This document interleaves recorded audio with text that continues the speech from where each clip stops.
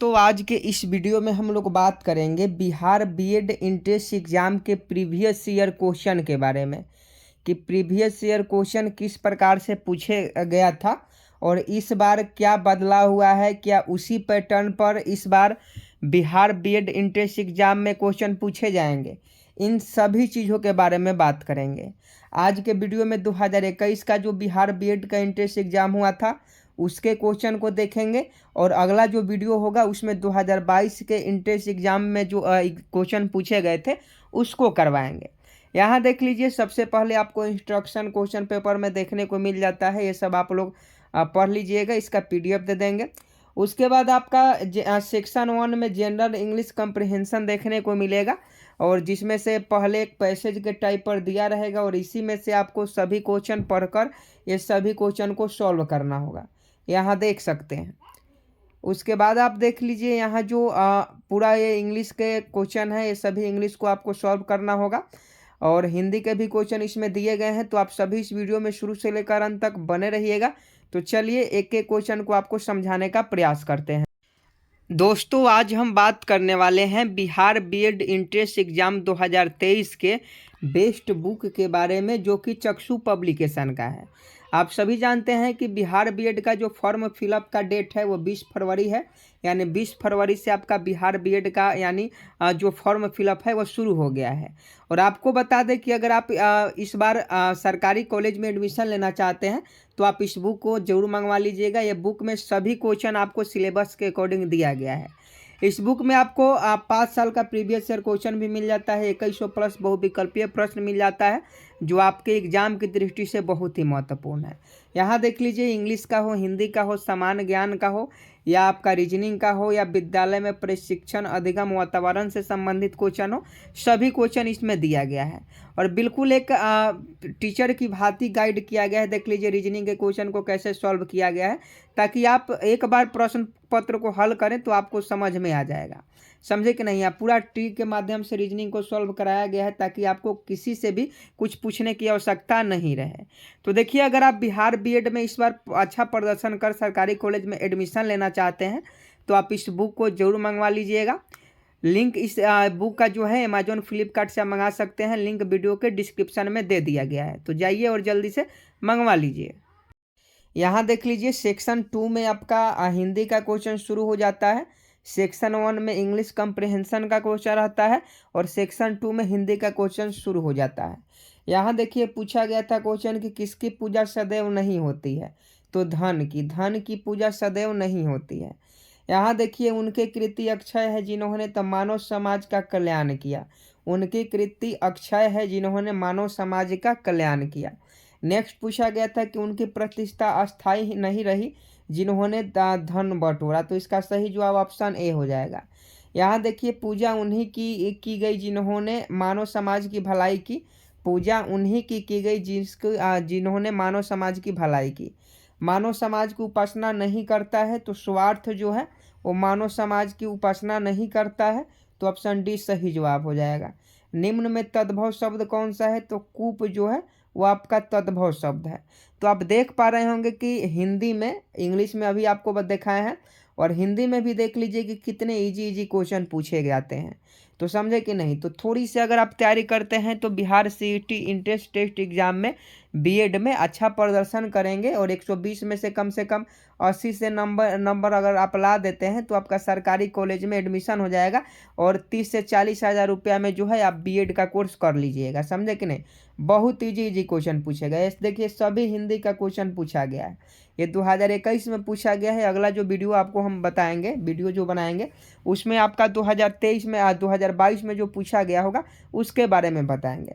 यहाँ देखिए, सर्वनाम शब्द किसके स्थान पर प्रयुक्त होता है, तो संज्ञा के। निम्न में वायु का प्रवाची शब्द कौन है, तो समीर है।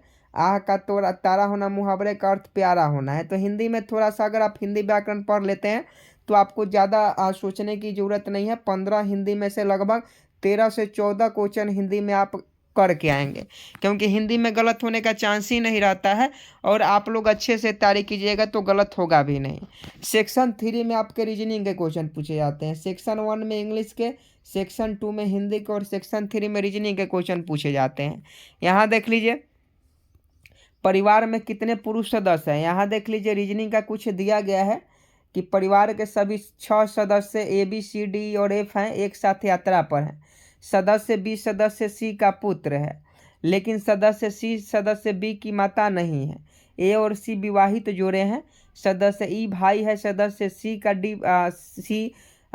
सदस्य E भाई है सदस्य C का। D पुत्री है A का। सदस्य F भाई है सदस्य B का। तो इसी में से जो चूज करना है कि कितने पुरुषों की संख्या है, तो इसको चूज कीजिएगा तो 4 आपका सही जवाब हो जाएगा। उसके बाद B की माता कौन है, तो B की माता A है। A को कितने बच्चे हैं, तो A को 3 बच्चे हैं। E की पत्नी कौन है, तो E की पत्नी इसमें नहीं दिया गया है क्योंकि E का अभी शादी ही नहीं हुआ है, समझे कि नहीं। तो इसमें से आप लोग देखकर आसानी से इसको सॉल्व कर सकते हैं। यहाँ देखिए क्वेश्चन पूछा जा रहा है कि बर्फ पानी पर तैरता है क्योंकि, तो इसका भार कम होता है और बनिस्बत समान आयतन के पानी के भार से होता है। यहाँ देखिए कि लोग अपने जूते में रबर का ताला प्रयोग करते हैं क्योंकि वे कम आवाज़ करता है। लोग अपने जूते में रबर का ताला प्रयोग करते हैं क्योंकि वह कम आवाज़ करता है। तो देखिए रीजनिंग के क्वेश्चन है जो बहुत इजी क्वेश्चन पूछा जाता है। यहाँ देखिए क्या पूछा गया है, 3 है, 5 है, 7 है, 9 है, तो 2 बढ़ा दीजिए। 3 में 2 जोड़िएगा कितना होगा, 5 होगा। 5 में 2 जोड़िएगा 7 होगा। 7 में 2 जोड़िएगा 9 होगा। 9 में 2 जोड़िएगा 11 होगा। तो ऑप्शन बी सही जवाब हो जाएगा। वैसे ही यहाँ देखिए 3 दूना 6 और 6 में कितना जोड़े, 2 जोड़े तो 8 हो गया। वैसे ही 8 दूना 16, 16 में 3 जोड़े तो 19 हो गया। वैसे ही आप देखिए तो रीजनिंग में भी आपका बहुत ही इजी सवाल पूछे जाते हैं। थोड़ा सा रीजनिंग अल्फ़ाबेट सीरीज हो गया, नंबर सीरीज हो गया, ये देख लीजिएगा। कथन निष्कर्ष से क्वेश्चन थोड़ा सा देख लीजिएगा तो आप सभी रीजनिंग के क्वेश्चन को सॉल्व कर पाएंगे और 25 में से 20-22 नंबर तो आप जरूर उठा लेंगे। खंड 4 में जो पूछा जाता है जनरल अवेयरनेस के क्वेश्चन पूछे जाते हैं।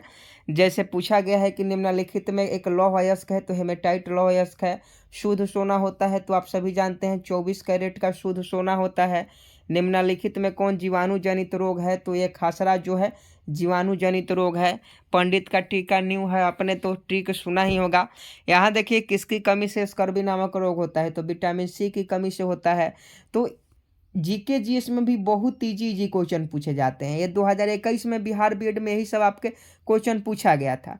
थोड़ा सा आपको लर्निंग टीचिंग लर्निंग के जो है वो उस क्वेश्चन को आपको देखना होगा क्योंकि उसमें आपको ज्ञान नहीं होता है। विद्यालय में शिक्षा एवं ज्ञान का वातावरण, ये जो टॉपिक है इससे क्वेश्चन देखना पड़ेगा, इसमें आपको तैयारी करनी है। बाकी जीके जीएस इंग्लिश में कुछ भी तैयारी नहीं करनी है। थोड़ा सा मैथ देख लीजिएगा और रीजनिंग अगर आप एसएससी एग्जाम की तैयारी किए हैं तो रीजनिंग आपका बहुत अच्छा जाएगा। उम्मीद धैर्य रखिए, बहुत अच्छा जाएगा रीजनिंग। तो यही सब क्वेश्चन आपके बिहार बीएड इंटर टेस्ट में पूछा जाता है। तो बहुत इजी क्वेश्चन पूछे जाते हैं, समझे कि नहीं। तो आप सभी से रिक्वेस्ट है कि अगर फॉर्म भर दिए हैं तो अच्छा है, और फॉर्म नहीं भरे हैं तो बिहार बीएड का कोर्स कर लीजिए और बहुत फ़ायदा होगा।